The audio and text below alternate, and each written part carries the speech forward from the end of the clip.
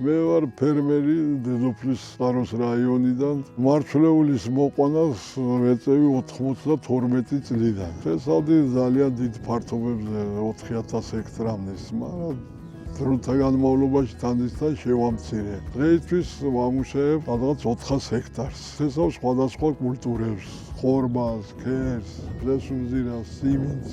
ვიწყებთ მოსავლის აღებისთანავე ნიადაგის დამუშავებას. შევდივართ თესვამდე 3-ჯერ, 4-ჯერ ვამუშავებთ შეხვით, კულტივაციით, გარკვეულ ნაკვეთებს უწევს მოხნა სხვადასხვა ეტაპზე და ესე ვამზადებთ საშემოდგომო თესისთვის. შემოდგომით ვიწყებთ სადღაც 5 ოქტომბრიდან.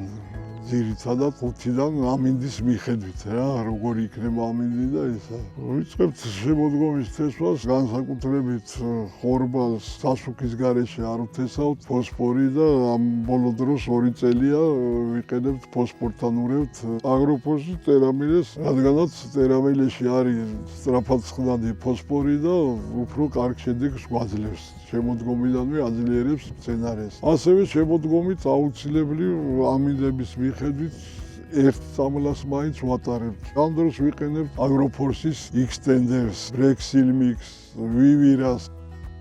ვაძლიერებთ მცენარეს ზამთრისთვის, რომ კარგად განვითარებული შეხვდეს. რადგანაც ჩვენთან ზამთარში ქარებია, თუ არ არის ნაბარტყი მცენარე და მიწა არ არის გადაფარული, ქარი ძალიან აზიანებს და როცა მიწა გადაფარულია, დაზიანება კი არის, მაგრამ შედარებით ნაკლებად. იანვრის ბოლოდან თებერვლის დასაწყისში შეგვაქვს კარბამიდის ათესების მეშვეობით. მერე ვიწყებთ წამლას გერბიციდით და კვებავებით, ვასწრებთ 2-ჯერ, 3-ჯერ, ბოლო პერიოდში, თავთავის პერიოდში ვაძლევთ კალიუმს, რომელიც ძალიან აუმჯობესებს ხარისხს. მივდევთ და ამით ვამუშავებთ ნიადაგებს. თითწელია, რაც დავიწყეთ კვებავების გამოყენება. მაგრამ თავიდან იყო ბევრი უხარისხო მკვებავი, რომელიც დიდ შედეგს არ გვაძლევდა. მერე უფრო უკეთესი თხევადი მკვებავები აგროფორსმა შემოიტანა, გადავერთეთ ამაზე და უფრო მეტი შედეგი მივიღეთ. განსაკუთრებით ეს ბოლო პერიოდის მკვებავები, რომელიც თხევადის სახით არის, ამაში ძალიან ბევრია მიკროელემენტები, მჟავები, რომელიც ამ ფოსფორს და აზოტს უწყობს ხელს შეთვისებაში და მცენარე უფრო მეტად ითვისებს და უფრო მეტად ძლიერდება. და შედეგიც აქ გვაქვს. რა შედეგი მოაქვს აი ამ იმით დამუშავებას და ამ მეთოდით მიდგომას. ახლა ძალიან კარგი ზამთარი გქონდა, თოვლი მოგვივიდა, მე ნალექებიც უხვი იყო, კარგი ნალექები გქონდა. ამიტომ აზოტი რომ კარგად აითვისოს, ახლა ვამატებთ თუთიას და იმით წამლით დღეისთვის. ეს აუცილებელია, სწორი პრეპარატების შერჩევის გარეშე ვერაფერს ვერ მივახცევთ.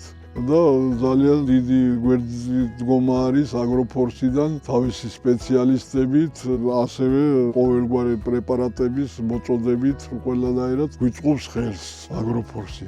თუ ჩვენ თესლს არ დავამუშავებთ ნორმალური სათესლე, მასალა არ გვექნება. თესლი უნდა დამუშავდეს საუკეთესო პრეპარატებით. ეს ფოთლოვანი კვება 3-ჯერ, 4-ჯერ მინიმუმ ვატარებ მე. აი დღეისთვის ჩვენ სადაც ვიმყოფებით, აქედან ყველაფერი ჩანს ნათლად. აღარ ჩვენი დამუშავებული ყანები და გვერდით სხვა პრეპარატებით დამუშავებული ყანები. რომ შეხედავ განსხვავებას თვითონ გამოცდილი თვალი ყველა შეატყობს და ახლა ვის როგორ აქ დამუშავებული და რა საშუალება აქვს მე მის განსჯას ნამდვილად არ დავიწყებ.